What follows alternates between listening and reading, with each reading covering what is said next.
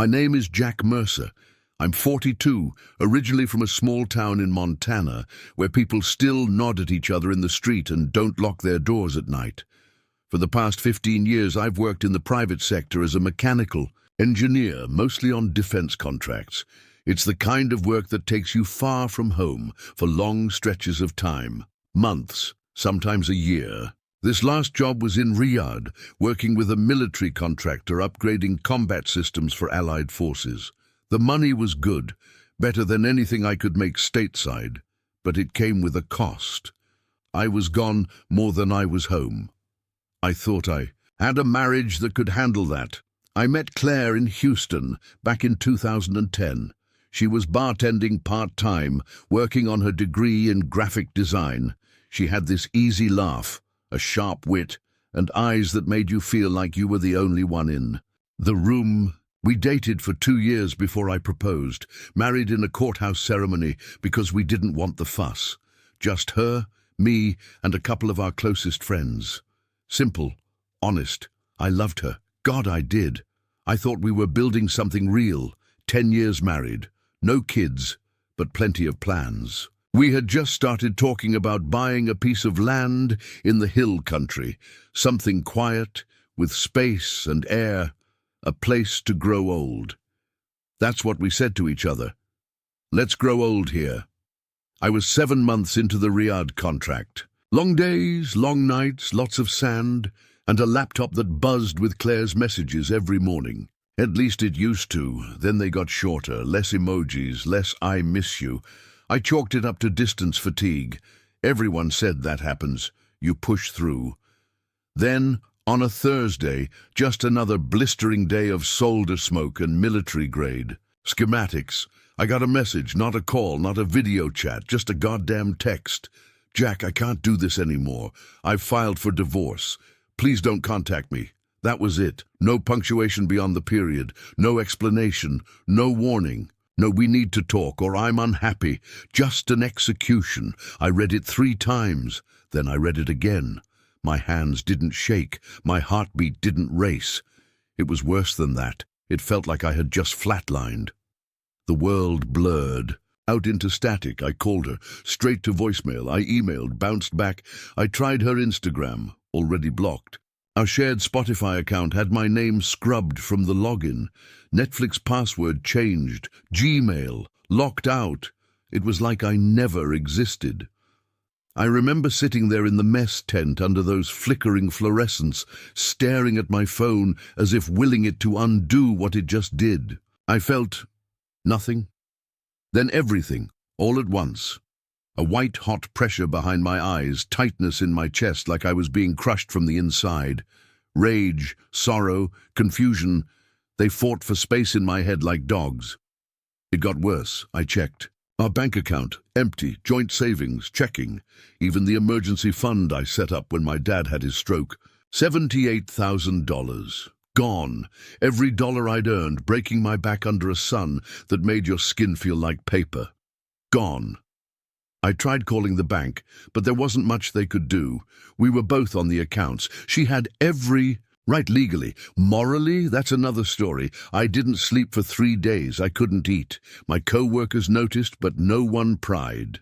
The contractors here learn quickly. Don't ask about each other's problems. Everyone's running from something. I'd stare at the ceiling of my prefabricated housing unit and replay our last video call. It was her birthday. I had flowers. Delivered. She said she missed me. Her smile looked real. She laughed at my dumb joke about eating birthday cake for dinner. I told her I loved her. She said it back. 10 days later, she buried the knife. I went quiet. I didn't talk much during the briefings. Didn't go to the gym. Just drifted from task to task like a ghost. I started replaying everything, every conversation, every delay in her messages, every moment she seemed distant. Hindsight's a cruel bastard. It sharpens everything you missed the first time. And somewhere in that spiral, a new feeling took root, not just anger, not just grief, something colder, resolve. She had taken everything, our marriage, our money, my trust, but she'd made a mistake. She assumed I was just some dumb loyal husband stuck halfway around the world too far away to matter. She forgot who I was before I was an engineer. She forgot the years I spent in recon training for a military contractor, mapping enemy systems, learning how to disappear, how to wait. I didn't want revenge right away. At first, I just wanted to understand why. But the more I searched for reasons, the more I realized I didn't care why anymore. I cared about what she did, about how she did it. I needed to see her, not in person, not yet, just watch, observe, learn. So I created a new account, new name, new everything. I followed some of her friends, liked a few random posts from old classmates, built up a small, believable profile, slid in under the radar, and there she was, Claire. Her new account, private of course, but I was patient. I followed her best friend, a woman named Kelly, who accepted anyone that looked like they had a gym membership and a halfway decent smile. Claire's name popped up in a story one night. She was on a beach in Tulum, tanned, smiling, holding a drink in one hand and someone else's hand in the other. That someone was a man, taller than me, younger maybe. I couldn't tell from the angle, but it was him, all right. His arm was wrapped around her waist like it belonged there. The caption read, "Vacation vibes with my favorite person." My stomach turned to ice. The tomb. Date stamp was 3 days after the divorce text. 3 days. I zoomed in on the photo until it pixelated. There was a bracelet on his wrist, one of those woven tourist things they sell in street markets. I wanted to rip it off him with my teeth. My throat closed up. I was frozen, fists clenched so tight, my nails left crescent moons in my palms. She took the money, our money, and flew out of the country with him, laughing, relaxed, carefree. Like the last 10 years of my life meant nothing. Like I was the idiot who didn't see the signs, and maybe I was. Maybe I should have known.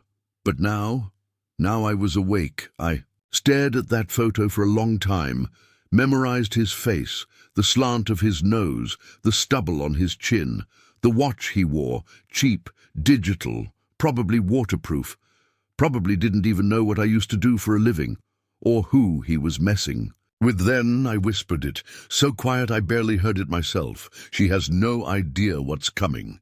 I stared at the photo for a long time. It was her, smiling, sunlight in her hair, a beach behind her, and a man, some tall, chiseled loser in board shorts, his hand resting a little too possessively on her hip like he'd earned it, like I hadn't. Spent a decade building a life with her, sacrificing holidays, birthdays, and my damn sanity working in brutal, dust-choked heat to keep us comfortable. This wasn't just betrayal, it was mockery. She'd used my money, our money, to take a vacation with him. I didn't scream, didn't smash the screen, no primal roar or blind rage. Just silence, cold, biting, sharp-edged silence that stretched into something dangerous. She had no idea who I was anymore, but she was about to remember. The first thing I did was stop sleeping. Sleep is a luxury for the naive. I went nocturnal, not by choice, but necessity. I couldn't rest, knowing that every minute I did, she was somewhere across the ocean, living off the back of my sweat, wrapped in someone else's arms. Every time I closed my eyes, I saw that picture burned into my mind. So I worked. My contract overseas wasn't glamorous. I'm an infrastructure engineer, military-grade projects, most of them under NDA, tucked away in parts of the world no one talks about on the evening news. Remote compounds, reinforced bunkers, supply chain schematics. I built things that lasted, that mattered, and now I was going to build something else. A plan. I started by tracing the money. She thought I'd be blind out here, but I wasn't just the guy who laid foundations. I knew systems, knew firewalls, knew where digital paper trails lived even when people thought they were careful. She had drained our joint account, yes. But she didn't touch the old brokerage account I set up in college. She probably didn't even remember it existed. Tucked under my birth name, never renamed after the wedding. That was her first mistake. It still had just under $86,000 in it, mostly untouched. I used it to start buying time. I reached out to Greg Sinclair. We hadn't talked since college, but back then he'd been obsessed with the law. Now he ran a mid-sized firm back in North Carolina with a reputation for being cold-blooded and brutally precise. Just what I needed. "Damn, Eric," he said after a beat. "Haven't heard from you in 15 years. What's going on?" "I'm being burned alive, and I need someone who knows how to hold the match without flinching." He laughed at first. Then I sent him the screenshots, the bank transfers, the text message, the beach photo. By the time we hung up, I had a private legal team assembled and my name on a priority docket. "She's not going to see this coming," he said. "Hell, she's probably out there thinking she's won already. Let her. Nights were for planning, days for digging. I combed through old phone backups, piecing together fragments of her behavior. A lunch, she said, was with a friend, but turned into 6 hours off-grid. That one time she forgot to come to my deployment send-off. The suspicious text I glimpsed once when she claimed it was her cousin messaging. All those moments I brushed off because love is stupid like that. It tells you to ignore your gut and trust the lie. In hindsight, the affair had probably started long before I left the country. The financial transfers told the real story. She'd been shifting small amounts, hundreds at a time, into a private account for months before the divorce text, little by little, just under the radar. Some of it went to booking flights, some of it to hotels. She even paid off someone else's car, a Nissan Rogue registered under a man named James K., her new man. No doubt in my mind, I found his Instagram. She was on it, cozy, tagged in photos that dated back a year before I shipped out. So the affair was older than I thought. Maybe it had started when I missed our anniversary to finish a flooding mitigation project in Djibouti. Maybe even earlier. The rage. It didn't flare anymore. It calcified. I started setting traps. First, I had Greg file a motion to freeze any joint assets that still bore my name. Then, we moved quietly to reverse the power of attorney I'd given her before I left. Standard procedure for deployment. She didn't know that I still had access to her email. A long time ago, I'd helped her set up a Gmail alias. She never changed the password. That's where I found the receipts, plane tickets, luxury resorts, conversations with a realtor about buying a house in Tampa. She was trying to relocate, probably to start fresh with him. But she hadn't sold our home yet. Good. She was still reachable. I called Jack, my childhood friend, one of the only people who still lived in our hometown. "You okay?" he asked when he answered. He already knew. Word spreads fast when a woman dumps her husband mid-deployment and clears the bank out. "No," I said, "but I need your eyes back home." "What do you want me to do?" "Nothing illegal," I said. "Just watch. Tell me if anything changes. Who's coming in and out of the house? If she lists it, if she throws anything away." He didn't hesitate. "You got it." I started journaling everything, not for therapy, for court, for leverage, for memory, every detail, every lie, every shift in her tone during old voicemails I still hadn't deleted. I turned our history into evidence, into fuel. And then one night, after 6 days without more than 2 hours of sleep, I sent her a message, just one line. "Hey, glad to see you're enjoying the beach. I always wanted to take you there. Funny how things work out." Nothing aggressive, nothing direct, but enough. 3 minutes later, she responded, "Eric, are you okay? How do you even know about—" I didn't answer. I wanted her to stew, to sit with that sudden chill crawling up her spine, the gnawing realization that maybe, just maybe, I was already inside the walls, watching. I turned off my phone and went outside into the desert night. The wind was sharp. The stars blazed with indifferent clarity. A dog barked somewhere in the distance, carried by the silence that stretches over foreign land like a blanket woven in secrets. I stood there a long time, letting the cold settle over me until I could feel nothing but resolve. She thought she was the storm, that she had taken everything from me and walked away clean, but she forgot what I do for a living. I build things, and now I was building her downfall, one layer at a time, carefully, patiently, with blueprints only I could read. She played her move. Now it's my turn. I touched down on American soil with a silence that was louder than any vengeance I could have screamed. No dramatic arrival, no calls, no warning, just me, 2 bags, and a mind sharpened to a surgical point. The city hadn't changed. The air was still thick with that mix of gasoline and regret, but I had. The man stepping out of that terminal wasn't the one who kissed her goodbye a year ago. That man had hope in his eyes. This one had precision. I didn't go home. Our home. She had claimed that territory like a victorious invader. Let her have the house. I was after something much colder. Control. First stop was the bank. One of the accounts we opened in my name only, years before marriage, was still active. She either didn't know about it or had forgotten it existed. It had sat untouched, quietly, collecting dividends off a few well-placed investments, over $68,000. Not life-changing money, but more than enough to start the game.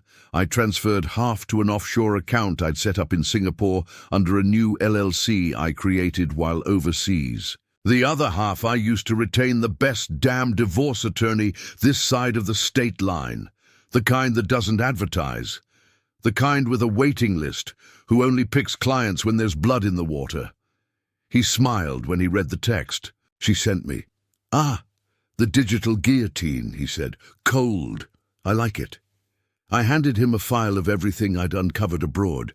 Financial transfers to someone named Brent, monthly PayPal deposits to a suspicious username, and hotel reservations she'd made while claiming she was visiting her sick mother. She wasn't just unfaithful. She was funding her affair with our savings. "Let's start by freezing what we can," I told him. "Then let's bleed it." I watched from the shadows for weeks. She didn't know I was back. She was still posting photos with that grin, head thrown back, cocktail in hand, poolside.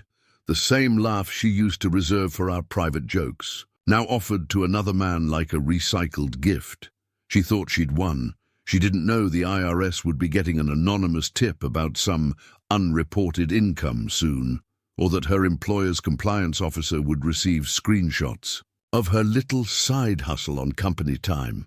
She'd claimed she was struggling financially in the divorce paperwork. Meanwhile, she'd funneled nearly $22,000 in freelance design work through a ghost Venmo. She never was that careful. I used to admire how trusting she was.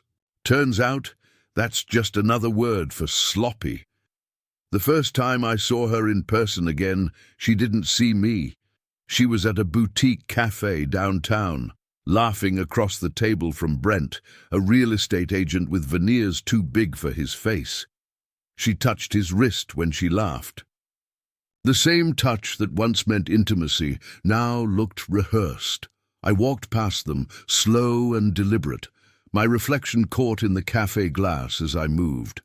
I looked like a ghost from her past, wearing a present she couldn't explain. 3 days. Later, Brent's photo mysteriously appeared in a private Facebook group, Cheaters and Creeps, in our city. The caption, "Wife stealer. Lied about being single, found out too late. Watch your backs. I never said it was from me. I never needed to." Her sister, Emily, reached out to me the following week. "Are you okay?" I heard what happened. I can't believe she did this. She didn't know the half of it. I invited her for coffee, casual, friendly. She talked nervously at first, then with release. "Honestly, we all saw it. We just thought you were so in love you didn't notice.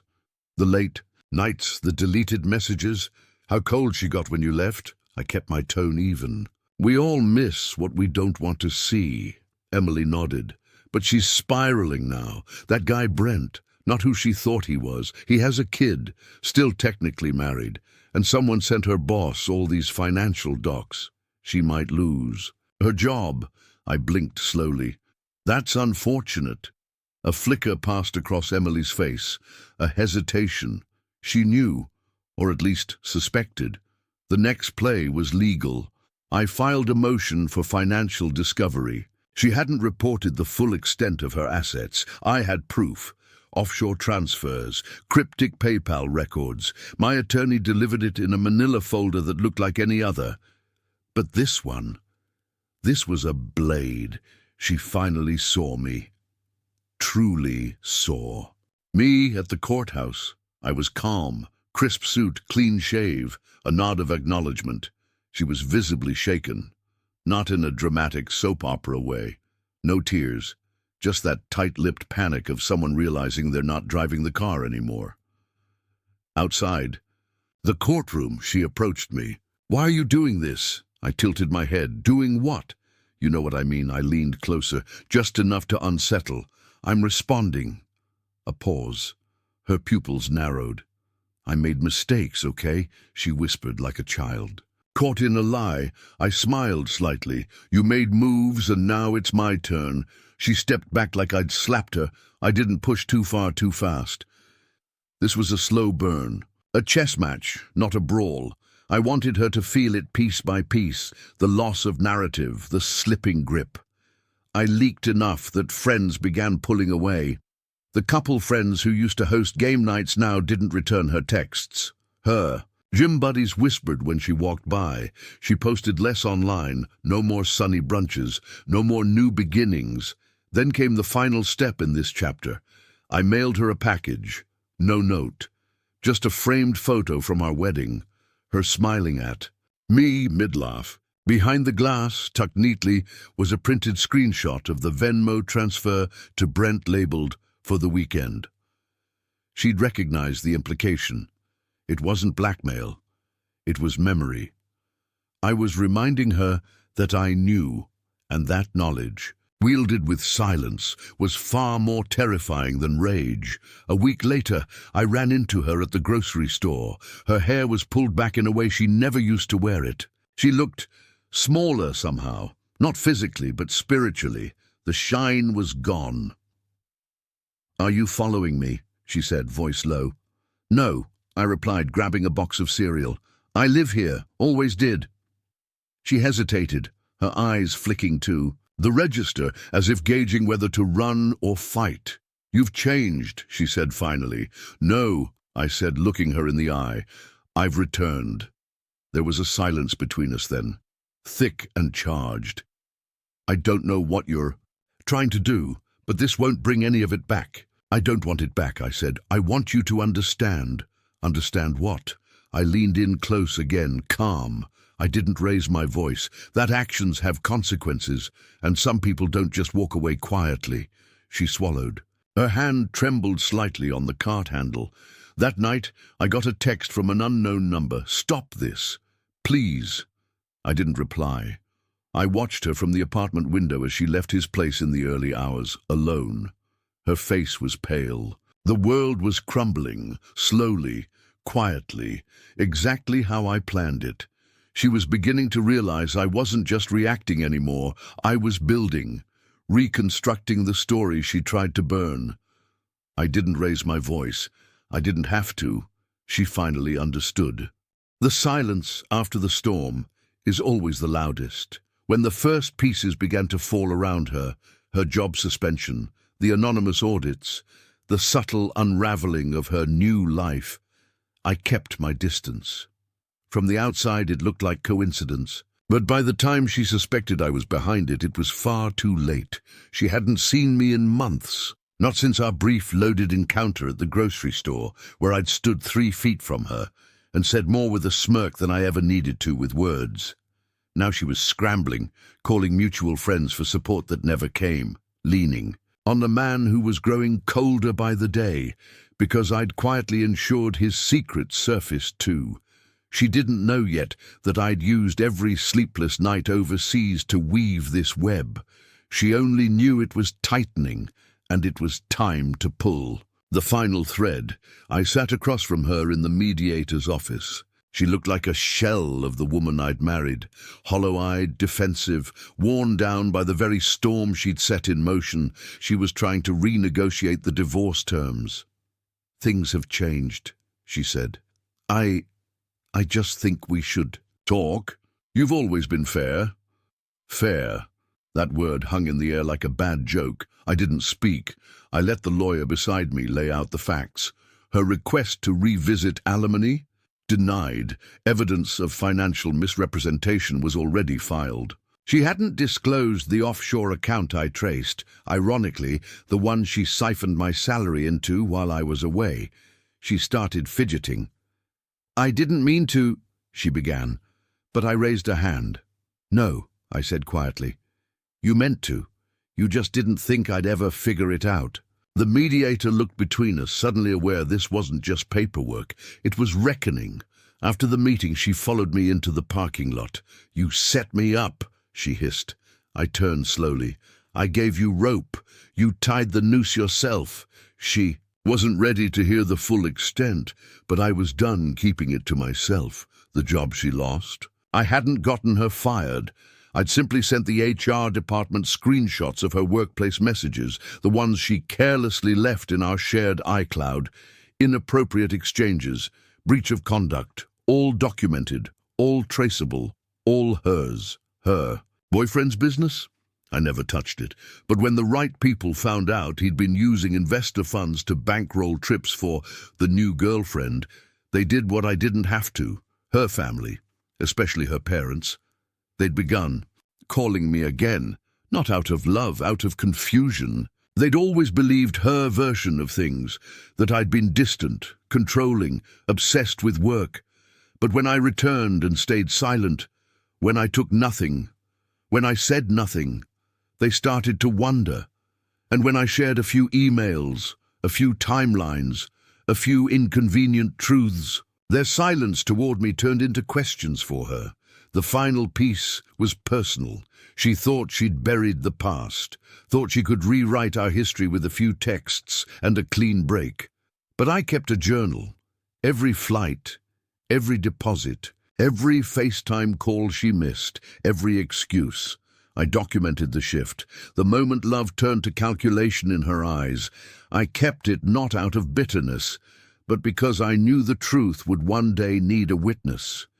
I self-published it anonymously, changed names, locations, subtle enough to protect identities, sharp enough to strike nerve endings. The story went viral, a quiet hit. No one knew it was about her, except her. She came to my house, our old house, uninvited. I heard the knock, didn't answer, waited for her to go away. But she didn't. She waited on the porch until I finally opened the door. She looked tired, defeated, but more than that, afraid. "You've ruined everything," she said, voice trembling. "No," I replied. "You did that. I just made sure you didn't walk away smiling." Tears formed, but I didn't flinch. "I didn't know you were capable of this," she said, shaking her head. "That's the point," I said. "You never knew me. You saw what you wanted. You thought I was soft because I loved you. You thought silence meant weakness, but silence is where I gather power." She stepped back, as if finally seeing the man who'd been standing in front of her all along. "What do you want?" she asked, almost whispering. I took a breath. "Nothing," she blinked. "What?" "I don't want your apology. I don't want your regret. I just wanted the truth to matter, and now it does." She walked away that night. Didn't say goodbye. 2 weeks later, she moved to another city. The man she'd left me for ghosted her. Her savings were tied up in legal battles. Her name was quietly blacklisted from certain circles. Not by me, but by the people who found out who she really was. I didn't push for it. I didn't need to. Her world collapsed under the weight of her own lies. All I did was remove the scaffolding. As for me, I rebuilt. Not because I needed to prove anything, but because I finally understood that peace doesn't come from revenge. It comes from reclaiming your narrative. I took a job closer to home. Started volunteering at a non-profit that helped soldiers. reintegrate after deployment. The work kept my hands busy and my mind clear. I met people who saw me, not the broken husband or the bitter ex, but the man who stood back up. I even started dating again, carefully, quietly, no fireworks. Just conversations. Trust takes time. But I have that now. Sometimes I still think about her, about the way she looked when she realized everything had slipped through her fingers, about the moment she knew I hadn't just survived, I'd won. But this wasn't about winning. It was about reminding her and myself that betrayal has a cost, that love doesn't make you blind, it makes you vulnerable. And when someone weaponizes that vulnerability, they don't just destroy trust. They destroy their place in your life forever. She ended our story with a message. I ended it with a lesson.